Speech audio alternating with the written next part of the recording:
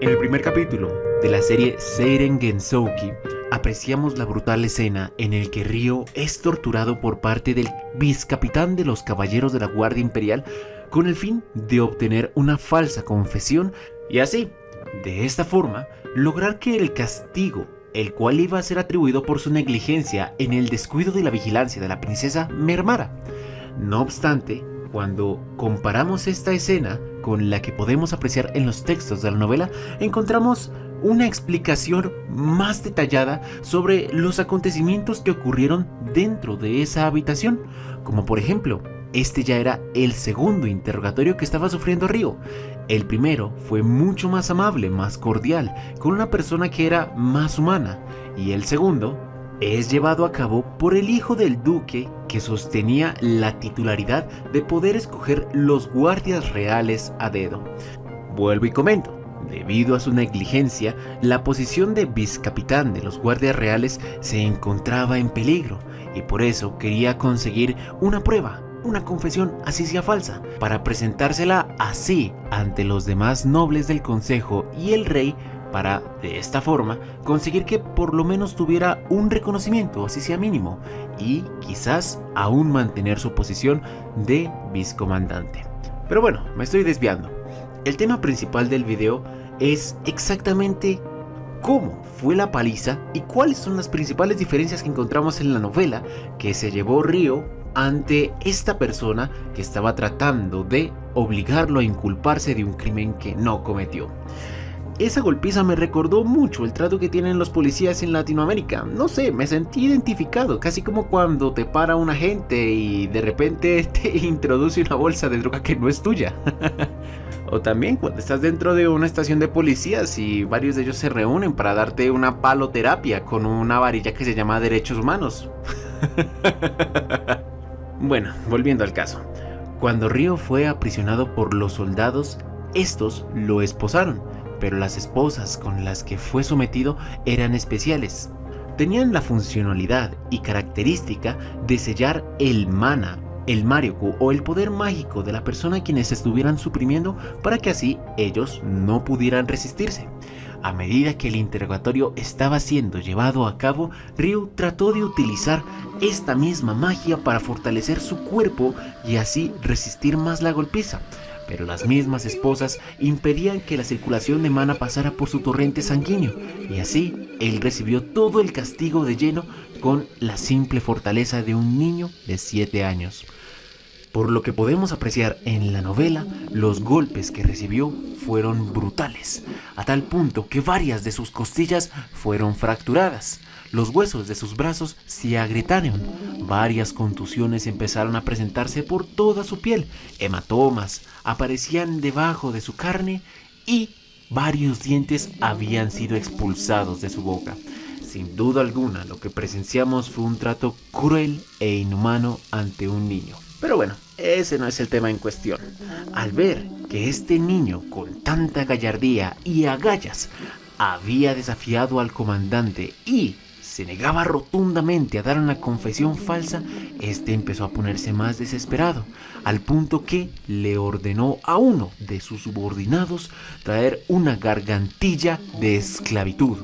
Estos artefactos son realmente peligrosos, tanto que el reino ha limitado su uso exclusivamente en solo 2 casos, ya sea con esclavos o ya sea con criminales cuyos delitos ya hayan sido demostrados. La gargantilla de esclavitud hace que la persona sometida no pueda desobedecer las órdenes de su maestro, y cuando lo intenta, un intenso dolor agobia todo su cuerpo, incluso es posible morir del shock cuando estos tratan de desobedecerlos. El inquisidor, el vicecomandante que estaba tratando de sacarle esta falsa confesión a Ryo ya estaba en las últimas. El límite de tiempo de la confesión era hasta que la princesa Flora despertara. Curiosamente, en este país la prueba máxima o reina es cuando el mismo criminal admite haber cometido el hecho. Y si él daba una falsa declaración aquí y la sustentaba delante del rey, sin importar las palabras de la princesa, él sería tratado como un criminal y seguramente sería ejecutado. Por eso, él mantenía esa firme resolución, Por nada del mundo debo ceder aquí. No debo decir ni una sola palabra que me incrimine. Esos eran los pensamientos de Ryo. Ante tal resolución, el vicecomandante empezó a estresarse y a ponerse nervioso. Fue a tratar de requerir unos medios bastante extremistas, pero antes de que pudiera poner este artefacto alrededor del cuello de Ryo, fue interrumpido por Vanessa, la caballero que lo había instruido a ir al castillo a dar su declaración. Después de ser liberado, las heridas de Ryo eran tan severas que no fue capaz de mantener la conciencia después de que ella llamó a alguien que pudiera utilizar magia de sanación. Como se estaba describiendo, tenía tantas lesiones alrededor de su cuerpo que las emisiones de dolor provocadas por su cerebro lo sobrecargaron. Una fuerte dosis de endorfinas había rodeado toda su cabeza, a punto que, cuando finalmente sintió un poco de seguridad de que ya no iba a seguir siendo torturado, su cuerpo no fue capaz de resistirlo más y ahí es cuando finalmente cae desmayado. Pero bueno, el asunto en concreto es que Ryo había tenido una condición peor de lo que pudimos apreciar en la versión animada. Señores, por favor sean bienvenidos a este fantástico video. Lo que tú acabas de escuchar es solamente el principio de todo lo que tengo que decirte acerca de los datos que han sido omitidos de esta serie en concreto al momento de adaptarlo de su novela ligera al anime. Pero no te preocupes, para eso vino este servidor, para decirte exactamente en dónde diferencian ambas fuentes y generando así tantos datos curiosos que estoy seguro que no sabías y que por supuesto te van a encantar. Así que, sin más preámbulos, empecemos con número 1. La lista comienza en la primera escena del capítulo, cuando podemos ver a dos protagonistas en su etapa de infantes despidiéndose entre sí. La niña, cuyo nombre es Miharu, comparte casi el mismo nombre que el chico con el que se estaba despidiendo. Curiosamente, ambos nacieron el mismo mes y en la misma estación del año, en la primavera. Por ende, sus nombres son muy parecidos debido a la casualidad de sus padres. Uno es Haru y el otro es Miharu, las dos haciendo apologías a primavera en sus propios nombres. Los padres de Haru se habían divorciado y él se quedó con la custodia del niño. Fueron a alquilar un apartamento en donde su vecina era increíblemente amable con él. Incluso sus habitaciones se encontraban justo al lado de la otra, haciendo que, si hablaban así sea un tanto fuerte, podían escuchar lo que el otro estaba haciendo y diciendo. Se convirtieron en fantásticos amigos, y así un sentimiento de amor brotó entre ambos. La niña lo amaba, y el niño también la amaba en la misma proporción. A punto que, el día de su despedida, al ver que su chica amada se encontraba bastante dolida por el hecho de su partida, él le juró casarse. Una promesa que, aunque pareciera bastante inofensiva, el niño crecería con esa determinación de ahora en adelante. Se convertiría en un fantástico hombre con el fin de cumplir esta promesa.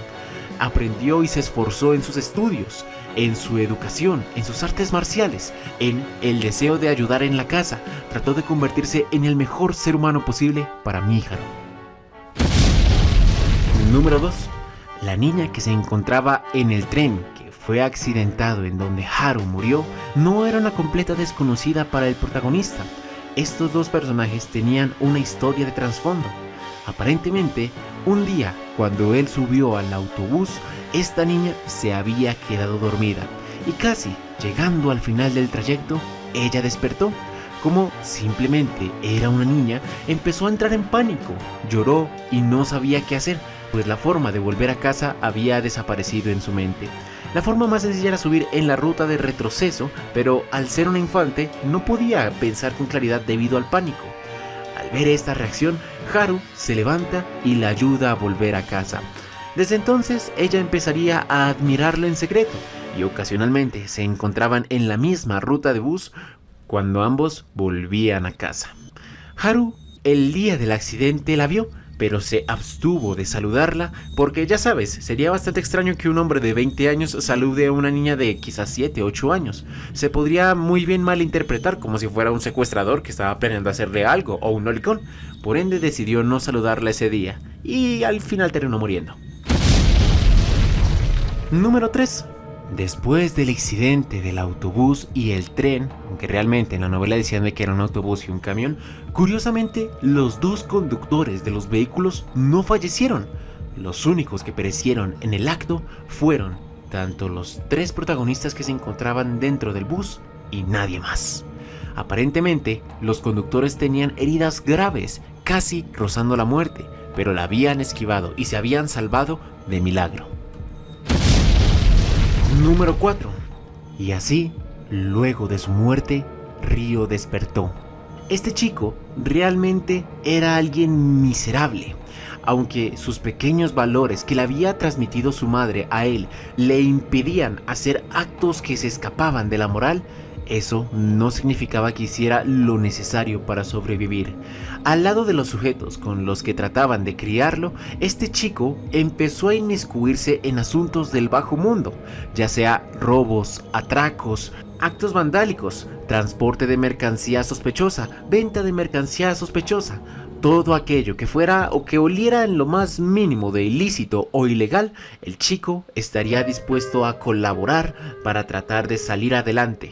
No quería morir porque la ira en su corazón para tratar de vengarse sobre aquel bastardo que había asesinado a su madre lo impulsaba a seguir viviendo, a sobrevivir y a hacer lo necesario. Realmente él no quería este tipo de vida, ni tampoco juntarse con los tres matones que siempre estaban abusando de él. Los hombres que encuentra al principio del capítulo son los peces gordos de los barrios marginados, aquellos que tratan de llevar el control sobre todos los demás vagabundos. Por eso se encontraban en una especie de escalafón más arriba. Ellos tenían la fama de utilizar a otros niños huérfanos para cometer estos actos ilícitos, y a veces se deshacían de ellos simplemente matándolos o utilizándolos como señuelos para despistar a aquellos que los perseguían. Número 5. Uy, este es un dato muy importante que no me puedo saltar. Y es referente a la inesperada reunión que sostuvo Haruto con Miharu. Verán, esto es curioso. Él se había esforzado tanto para convertirse en un hombre digno de ella. Había mejorado sus habilidades en oratoria, estudios, físicas. Básicamente se había convertido en todo un gigolo, por así decirlo. Y como suele pasar en todos los tipos de animes o mangas, algo muy distanciado del mundo real, cuando se inscribió en la secundaria, casualmente, su amiga también estaba inscrita. Esto para él eran los giros o los engranajes del destino moviéndose, pero desafortunadamente su corazón se rompió cuando vio que ella estaba hablando muy felizmente e íntimamente con un nuevo chico. Ese día, Haruto se desanimó y decidió no saludarla en la ceremonia de ingreso, pero esto no detuvo al muchacho. Él, aunque al principio se sintió mal y pensó que posiblemente su amiga de la infancia había olvidado la promesa que hicieron cuando eran niños, esto no lo iba a detener. Dijo que mañana mismo la voy a saludar, voy a tratar de volver a reconquistar a mi amiga de la infancia y voy a obtener por lo que siempre he luchado. Pero desafortunadamente, el día después de la ceremonia de la graduación, Mi dejó de asistir al colegio. Había desaparecido de una forma extraña. No solo ella, sino que también varios estudiantes de esta misma institución fueron desapareciendo o dando de baja constantemente, a punto que se hizo bastante preocupante y alarmante. Pero la institución, mediante la protección de reserva de datos, se las arregló para salir de este embrollo sin necesidad de que el escándalo se hiciera público. A final de cuentas, Haruto no fue capaz de saber dónde quedó su amiga de la infancia. Desapareció, no quedó ni el más mínimo rastro de ella. Y así pasaron 4 años. 4 años en los que él empezó a volverse más apático, porque la razón por la cual él estaba luchando finalmente había desaparecido. El accidente de tránsito ocurrió cuando él se encontraba en la universidad, a sus tiernos 20 años. Número 6. La escena en cuando Ryo se despierta y sale de la casa en la que estaba residiendo para ir a lavarse el cuerpo está bastante incompleta, porque además de los sujetos que habían llegado con el cuerpo de la princesa secuestrada y la comida, había un personaje más, una prostituta llamada Gigi, quien al momento de ver a Haruto salir y evidentemente con bastante hambre, lo detuvo y le dio 3 monedas de cobre. Le dijo que utilizara ese dinero para ir a comer un poco de pan y sopa, lo suficiente para poder desayunar y resistir lo que queda del día. Él aceptó amablemente y vio de que era una hermosa mujer. Le dijo que, si quería agradecerle, tenía que crecer como un hombre sano y fuerte, y con el dinero que ganara en su trabajo ir a visitarla de vez en cuando, aunque esto era una broma. Ella iba a dejar de ser prostituta en los siguientes meses, por así decirlo. Debido a su trabajo había adquirido suficientes fondos para abrir una tienda más cerca de la ciudad y así finalmente abandonar esta vida miserable. Pero después, con el acontecimiento de la masacre y el asesino, incluso ella falleció en la masacre de esta cabaña.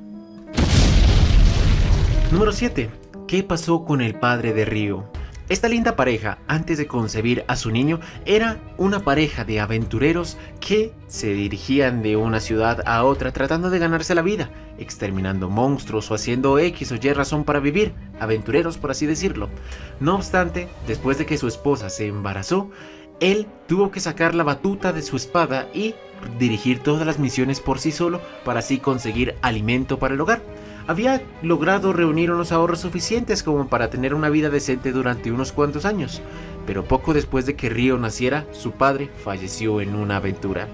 Su madre, la cual era una belleza exótica, era vista de una manera lujuriosa por varias personas de los estratos bajos, y así, después de que él había cumplido 7 años, uno de ellos se abalanzó, Ryo tenía 5 años, perdón, uno de ellos se abalanzó para tratar de asaltarla, y así, con pos de profanarla, termina asesinándola. Número 8. Esto ya es referente a las vestimentas que tenía Celia, Vanessa y las otras dos princesas. Aparentemente, en los barrios marginales, la ropa, que no es andrajosa, puede venderse a un muy buen precio. Entonces, si veían a alguien bien vestido, inmediatamente lo atacaban para robarle la ropa.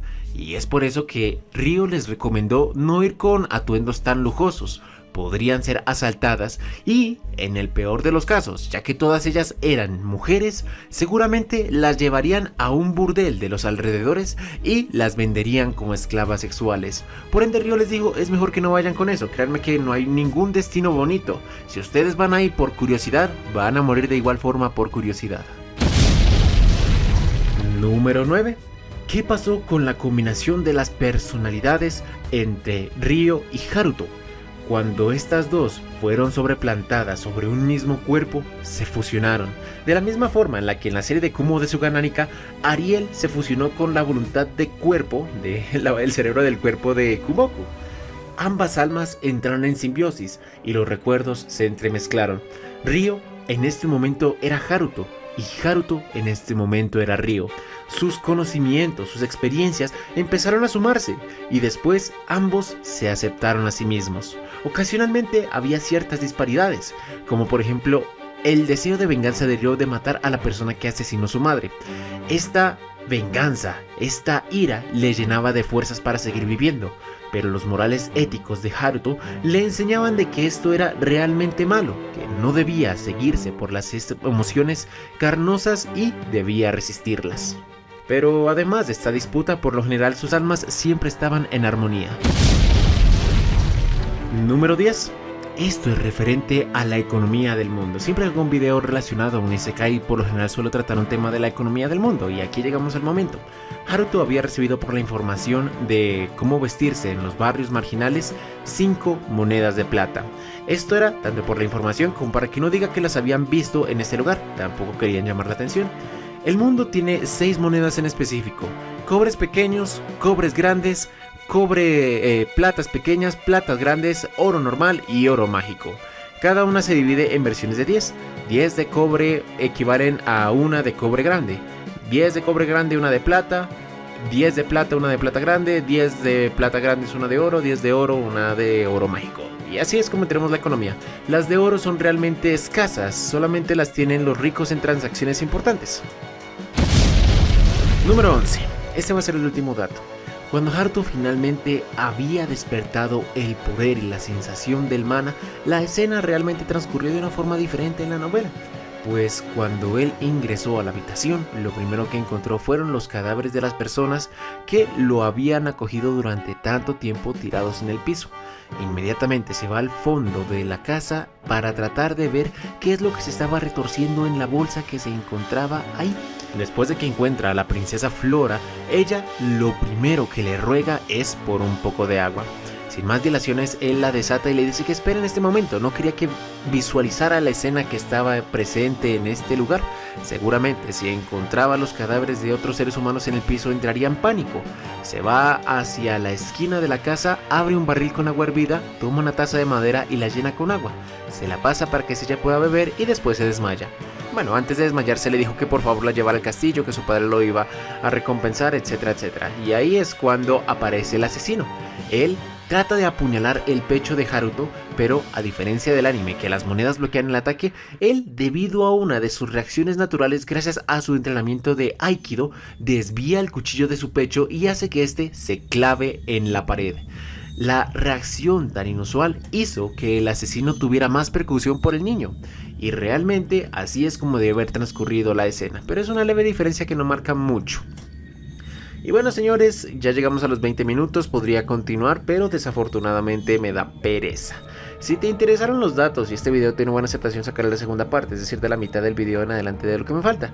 Pero seguramente no lo hará, entonces de aquí hasta el segundo capítulo, mis amigos. Ay, soy perverso. Sin nada más que agregar, este es tu amigo y buen vecino, el señor Mikael, y nos vemos después. Adiós.